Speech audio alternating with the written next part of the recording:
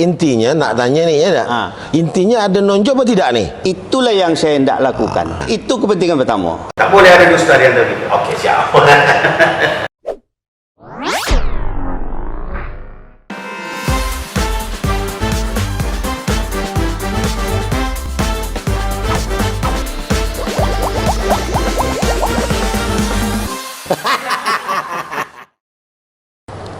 Assalamualaikum kepada pemirsa semua, selamat pagi. Kita jumpa lagi dalam Bual YP. Pagi ini alhamdulillah kami kedatangan tamu terhormat Bapak Gubernur Riau. Kita tahu beliau adalah Brigjen TNI Purnawirawan Bapak Edi Natar Nasution. Ya. Hari ini hampir sudah seminggu apa 2 minggu Pak Gub sudah menjadi gubernur. Hampir 4 tahun lebih beliau menjadi wakil gubernur, dan seminggu yang lalu atau katakanlah hampir seminggu yang lalu beliau sudah dilantik oleh Presiden menjadi Gubernur Riau. Inilah dia Bapak Gubernur Riau. Alhamdulillah, ini luar biasa. Beliau sudah meluangkan waktunya untuk hadir di tengah-tengah kita dalam Bual YP. Bual santai saja, bual bahasa Melayunya. Kita alhamdulillah sama kami dulu di Bengkalis, beliau lebih dulu hidup pada saya, tapi beliau lebih punya pengalaman banyak hal. Nah, kita cerita nanti tentang beliau, gagasan-gagasan besar beliau, bagaimana beliau nanti mulai, kenapa dia tertarik untuk masuk menjadi seorang tentara, terus dia bisa akhirnya menjadi wakil gubernur dan jadi gubernur. Saya kira mungkin itu bukan mimpi dia, tapi itulah kenyataan dalam hidup. Kita hari ini kita coba berbual dengan Pak Edi Natar Nasution, Gubernur Riau, yang hadir di tengah-tengah kita. Selamat Pak Gubernur, kami ucapkan. Terima kasih. Bapak sudah menjadi Gubernur Riau. Terima kasih. Terima kasih Pak Edi yang sudah meluangkan waktunya. Saya nak nanya nih. Nah. Tiba-tiba dulu SMA 1 kami tahu, sudah itu tiba-tiba Pak Edi tertarik jadi tentara. Ni apa cerita ni?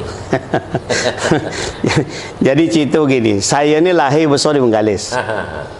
Kami adik-beradik 13 orang. Jadi sejak saya lahir sampai SMA kelas 1 saya selesaikan di Bengkalis. Bengkalis ya? Kena mendiang ayah saya itu pegawai negeri. Ya, ya. Tahun 78 orang tua tu pensiun.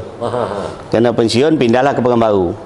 Bersamaan dengan itu saya pun pindahlah kelas 2 SMA 1 Pekanbaru. SMA 1. Waktu itu kena adik-beradik ramai, ayah ini dia dah pensiun, dia bilang sama saya, kalau bisa mulai saya ke bawah ni tak usahlah lagi sekolah keluar Jawa sana. Mungkin berbagai pertimbangan lah. Selama sekolah tu ada di Riau, paling jauh di Padang. Ya. Berarti tahu ya dah. kecuali dia bilang sekolah tu tak ada. Ya. Jadi kan saya memutar akal ni. Macam mana cara supaya bisa keluar? Satu-satunya cara, cari sekolah yang tak ada di sini. Masuklah saya ke sana, pindah saya ke Pekanbaru, ke Jakarta sana. Saya tes di STAN, Sekolah Tinggi Akuntansi. Ya, tapi tak lulus. Kan itu kan orang yang otak-otak lain semua tu.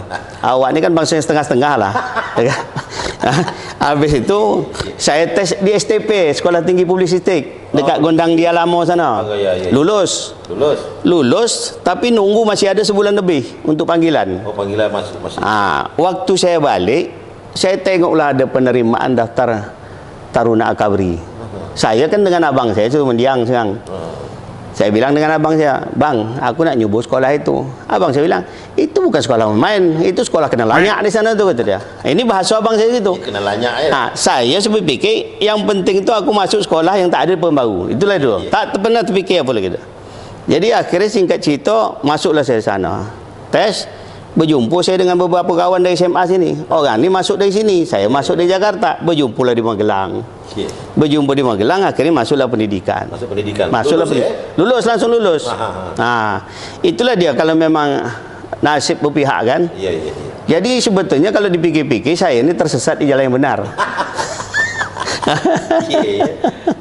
Itulah pilihan terakhir. Itulah dia. Bisa kerja di sekolah. Jadi memang terasa 2 bulan pertama di sana tu, hati perut ni lari tidak. Ada juga rasa tak kuat tu, betul. Ya, tapi ditahankan. Tapi teringat wajah orang tua tu. Ini pilihan awak. Ya. Akhir mau tak mau lanjutkan terus. Itulah dia, alhamdulillah. Luluslah dia. Luluslah saya tahun 84. Tahun 84 lulus. Tahun 84. Setelah itu pengabdian di mana, Pak? Jadi tahun 84 tanggal 27 September saya dilantik di istana. Terus tanggal belasan Desember saya dikirim ke tim-tim. Oh, pernah tim-tim? Cuma 2,5 bulan dikirim ke tim-tim 3 tahun. Pengalaman di tim-tim itu apa ke Pak Gub? 10 hari pertama saya, hari ke-10 malam-malam jam 2 malam terjadilah kontak tembak. Kemudian juga hujan lebat. Awak pengalaman tak ada. Pengalaman cuma di pendidikan, itulah dia. Setelah itu tak bisa berbuat banyak. Situasi gelap. Jam 2 malam hujan lebat. Akhirnya semua saya perintahkan itu diam di tempat. Tak ada yang bergerak. Sampailah pagi. Menjelang subuh. Menjelang subuh. Dari jam 2 malam tu sampai pagi. Kita belum tahu situasi ni. Begitu pagi tengok, menyungkulah satu anggota satu depan tu. Jarak, ya 2 meter. Kemudian ada lagi kita tengok bekas darah lari ke sana. Saya kejarlah darah itu. Lari hilanglah sampai ke sungai. Jadi dia masuk ke sungai untuk hilangkan jejak. Itulah pengalaman pertama saya di hari ke-10. Saya dikirim ke tim-tim. Umur 22 tahun, belum punya pengalaman tugas. Anak buah ada yang sudah 2-3 kali, sekali, 2-3 kali. Ini kita mimpin orang sudah pengalaman Mungkin sudah pengalaman. Dan yang menjadi pengalaman betul bagi saya setelah itu, yang meninggal ni kan istri dia ni kan hamil 7 bulan. Allah. Jadi waktu balik tu saya datanglah ke rumah orang tua dia. Orang tua dia tu ada di daerah Jogja sana. Daerah kampung lah sana. Jadi berkemban dia tak bisa bahasa Indonesia dia dah. Orang Gunung Kidul. Terus inti pertanyaan dia tu adalah bila anak aku balik gitu. Oh, dia jadi tak tahu ni. Pengalaman itulah akhirnya dalam hati saya, ya Allah, beginilah ujian yang saya rasakan. Kalaulah suatu saat engkau berikan kesempatan saya memimpin jauh lebih besar dari ini, berikan kemampuan saya untuk bisa pendekatan keluarga dan anak buah ini dari sisi agama. Karena menurut saya sisi agama inilah yang mungkin bisa memberikan pemahaman lebihan lagi. Karena orang tua tu tetap dia bertanya. Bila anak saya balik? Bila dia tahu orang tua ni dikasih tahu? Waktu kejadian tu langsung dikasih tahu oleh perwakilan kan. Tetapi kan dia masih belum bisa menerima lah anunya. Pada saat saya cuti, kan 3 tahun tu kan ada dikasih cuti sekejap tu. Pada saat balik tu saya jumpalah kawan orang tua tu. Itulah orang tua tu yang masih belum bisa menerima walaupun dah kita jelaskan. Jadi lama-lama berjalannya waktu barulah mungkin dia ini. Itulah pengalaman pertama. Pengalaman pertama tugas. Penempatan di Timur-Timur tu ya. Timur itu. Artinya Pak Gub pernah ditugaskan di sana dengan minim pengalaman baru tamat, tapi ditempatkan di daerah konflik kan itu. Tapi bisa menanganinya dengan baik. Jadi sekarang anak buah saya itu ada di makam pahlawan di Bawakau sana. Oh gitu. Sampai hari ini ada di makam pahlawan di sana. Nah selanjutnya penempatan setelah pulang dari tim-tim di mana aja itu Pak Gub? 3 tahun saya balik, saya dipindahkan ke batalion di Semarang. Itu tadinya di Purbalingga. Oh Purbalingga. Kemudian pindah, tak lama saya pun nikah lah, jumpa dengan ibu sekarang ni kan. Rupanya berjumpa dia kan kuliah di kedokteran. Di kedokteran di Unisula. Di Semarang. Di Bengkalis tu tetangga dekat rumah. Tapi tak apa kurang apa ya? Ya, tak tahu, dekat lah. Keluarga tu tahu waktu tapi tu. Tak dekat. Tak dekat. Tapi sampai jumpa di sana, ibu saya waktu itu bilang, itu ada apa anaknya Pak Ngatmen tu di sana. Cubalah mau main sana. Mainlah saya. Saya ni kan paling takut dengan mak saya. Kalau mak saya bilang apa pun pasti saya kejukan itu. Jumpalah situ. Jadi lama-lama akhirnya orang tua dia nak menjodohkan saya dengan itu. Oh gitu. Saya tak pernah bisa ngelak. Jadi orang rumah saya sekarang ni itu pilihan orang tua. Orang tua. Tapi kan berkah jadi. Oh berkah luar biasa. Iyalah, alhamdulillah lah kan gitu. Artinya apapun kata mak ketika dijalankan itulah berkah yang kita dapatkan itu. Ya Pak Gub ya. Selanjutnya nih Pak Gub, kemana lagi penempatan yang menurut Pak Gub yang paling enak, menyenangkan ketika menjadi seorang tentara itu di mana posisinya? Jadi saya habis itu saya nikah. Kemudian istri saya hamil 7 bulan. Saya berangkat lagi ke tim-tim. Oh, berangkat lagi yang kedua kalinya? Berangkat kedua kali. Jadi yang tahun keempat lah itu. Berangkat ke tim-tim. Anak saya balik-balik lahir dah umur 11 bulan. Allah. Jadi waktu saya malam pertama di rumah tu, dia termenung nengok siapa ni Kerana biasanya dia tidur berdua dengan mak. Ni tak tiba-tiba ada orang Malam lain. ni tahu ada orang jantan.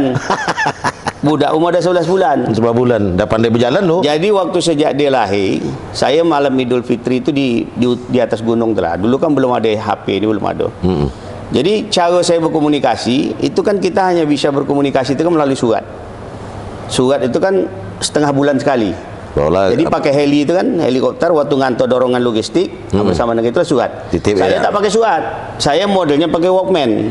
Jadi Walkman itu saya rekam suara saya bercakap ngoceh seorang, saya suruh dengarkan budak di telinga budak kecil ni. Terus suara tangis budak kecil ni, itulah saya dengar dia ni. Jadi malam Idul Fitri tahun 91 tu di timur di tim-tim itu tengah malam orang takbir di sini, saya di sana mendengarkan Walkman suara anak saya itu menangis. Itulah sedih dia, Pak. Itulah dia. Tapi itulah semua kehidupannya. Ya. Jadi sampailah nanti di jenjang terakhirnya di inspektorat. Saya terakhir sebelum Danrem itu di inspektorat. Jadi saya hitung-hitung 14 tahun di inspektorat. Sebetulnya kalau dipikir inspektorat itu dah boleh dikatakan orang masuk kotak lah. Boleh dikatakan tak terlampau lagi situ kan. Kerana saya di Mabes TNI 12 tahun, terus 2 tahun. Ternyata banyak hikmah yang saya dapat ke sana. Bahkan kerana saya dinas di sana, saya bisa penugasan ke luar negeri itu memeriksa atase pertahanan. Kerana atase pertahanan ini ada di 33 negara di dunia ini. Mereka dalam satu penugasan itu kan 3 tahun. Dalam satu kali penugasan itu minimal sekali diperiksa karena keuangan mereka ini dari BAIS TNI. Gitu. Jadi dari BAIS TNI ini kan di bawah Mabes TNI. Dia bergabung dengan kedutaan besar itu. Saya dah masuk ke Jerman, Prancis, Inggris, Spanyol, Amerika, Brazil. Jadi banyak negara termasuk India. Sudah dikunjungi dah. Sudah, Pakistan. Kalau duit seorang tak ada kisah tu dah. Kalau duit seorang tak mungkin kita sampai ke sana. Iyalah. Itulah untuk hikmah kita mengso di inspektorat itu kita bisa atase pertahanan. Sampailah saya tidak ada lagi pangkat tertinggi kolonel itu di Mabes TNI itu. Karena saya menjadi sekretaris Irjen TNI. Kalau yang lain tuh kolonel-kolonel itu di bawah bintang 2. Saya kolonel di bawah bintang 3. Sementara saya masih 4 tahun. Iya. Jadi tak ada alasan lagi semua jabatan kolonel dah saya duduki. Habis dah ya? Satu-satu cara harus dinaik ke bintang. Jadilah saya bintang. Itulah Danrem tu. Itulah aku bilang tersesat di jalan yang benar gitu. Alhamdulillah ya. Alhamdulillah. Jadi kuncinya syukuri hidup tu. Syukuri ya. Setelah itu jadi Danrem ni. Tiba-tiba diajak nih. Ceritanya macam mana diajak Pak Samsuar menjadi wakil? Jadi saya begini. Saya cuti raya tahun 2017.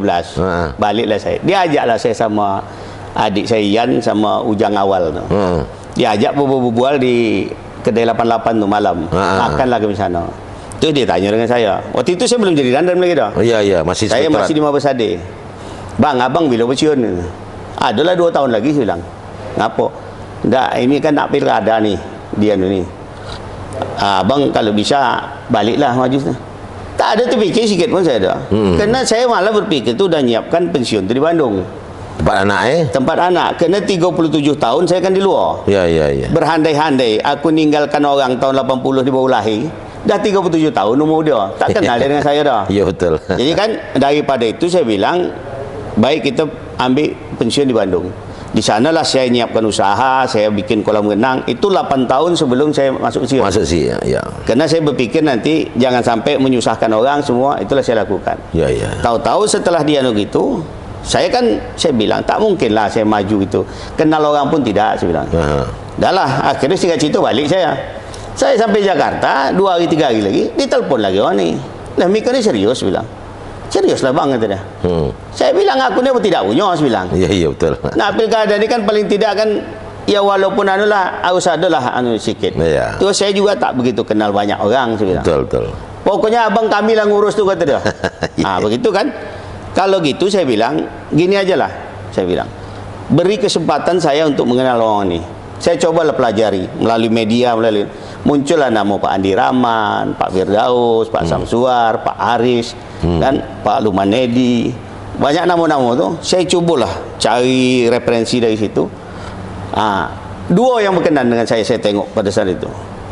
Ada nama Pak Samsuar ini, ada nama Pak Ahmad dengan latar belakang penugasan. Sebetulnya Pak Andi Rahman itu saya kenal saudara tu. Artinya kakak saya, abang saya paling tua, itu nikah dengan sepupu kandung dia. Oh. Jadi anak kemana saya, anak kemananya Pak Andi Rahman. Ya. Kaitannya ke situ ya dak? Ke situ. Jadi waktu dah ada begitu, kena di orang ni mendesak tu, saya bilang, gini kalau memang begitu, kalau itu ndak mikir, saya bilang, saya tak mikir jodohkan dah, saya bilang. Saya yang menentukan apakah nanti saya jadi orang nomor 1 atau nomor 2, tapi saya menentukan. Kalau mikir menjodohkan nanti saya tendak, saya bilang. Atas abang lah kata dia. Pokoknya abang maju kata dia.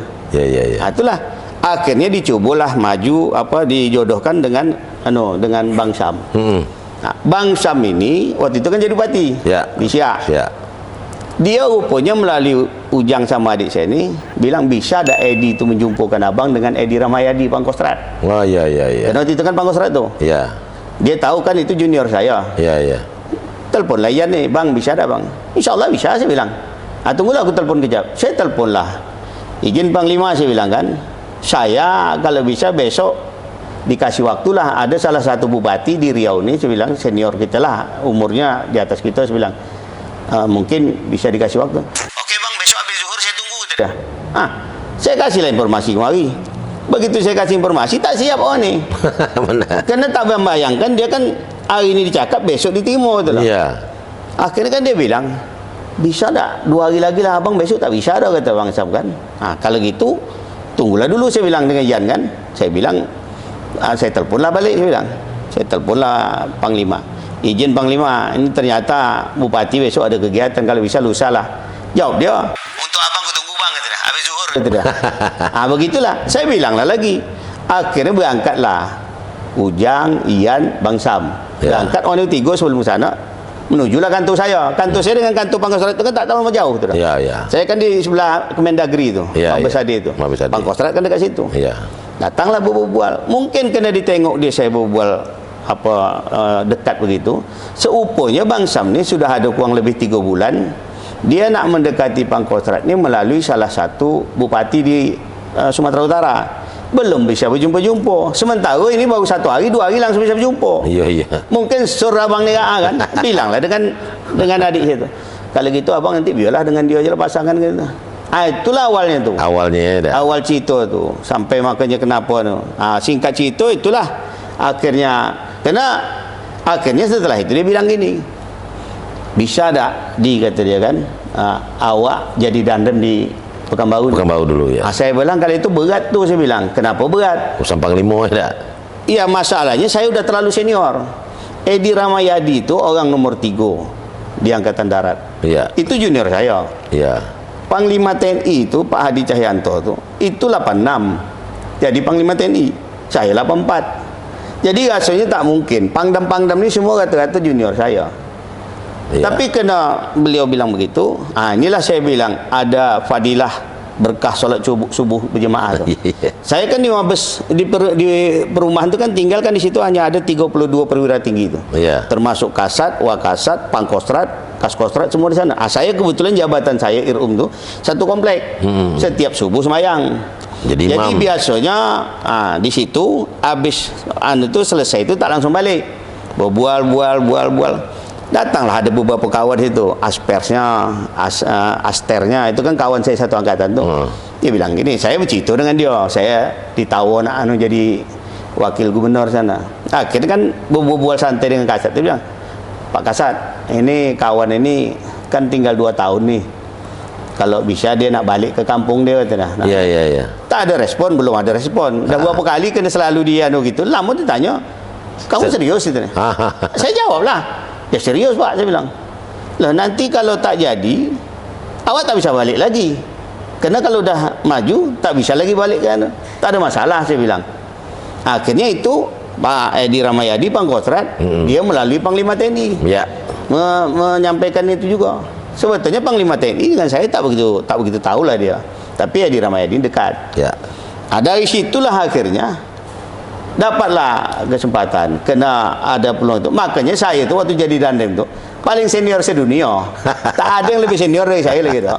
Kalau Yes. sempat di Jerman tuh ada dandem tuh mungkin lebih tua aku daripada dandem Jerman tuh. Itulah dia. Iya, artinya itulah dia ya, Dak. Perjalanan karir itu ya, Pak Gub ya. Saya pun Yang tak keren. pernah terpikir, sama sekali tak pernah terpikir. Membayangkan jadi dandrem sini pun tak terpikir. Itu dia. Makanya saya balik tuh sejengkal tanah pun tak punya saya sini. Karena saya nyiapkan diri itu Di Bandung ya, Dak. Di Bandung. Tadi cita-cita pensiunnya di Bandung Karena memang- komunitas kita kan di sana banyak. Di sana Kawan-kawan saya kata-kata kan di sana. Oke. Selanjutnya nih Pak Gub. Sekarang kan sudah jadi gubernur nih, alhamdulillah. Artinya sampailah di puncak sebuah karir Ya. di sipil katakan itu. Di militer kan sampailah di Dandrem itu. Sekarang di sipilnya Pak Gub kan sudah sampai di gubernurnya. Ya. Dalam percaturan gubernur ini itu kan banyak pertanyaan-pertanyaan. Kalau nanti sempat berbual dengan Pak Gub, Pak Edi, coba tanya Bang Yan tadi. Ini haruk pikuk ni apa masalah sebenarnya ni? Nantilah kalau beliau mau, makanya saya cuba nanti ketika mau, kalau beliau mau nanti saya tanya pula. Haruk pikuk yang mana ni dulu ni? Nah, ya, nak tanya nih ya, Dak. Ha. Intinya ada nonjol apa tidak nih? Ini kita tengoklah nanti. Tidak, kan? saya nak nanya nih. Kita tengoklah nanti. Ada macam mana. nonjol apa tidak nih? Saya belum tahu. Belum tahu ya. Belum tahu saya. Tapi Ini kan nanti kan ini. kemungkinan tuh ada ya. Semua bisa terjadi. Bisa, oke. Semua bisa terjadi. Nggak,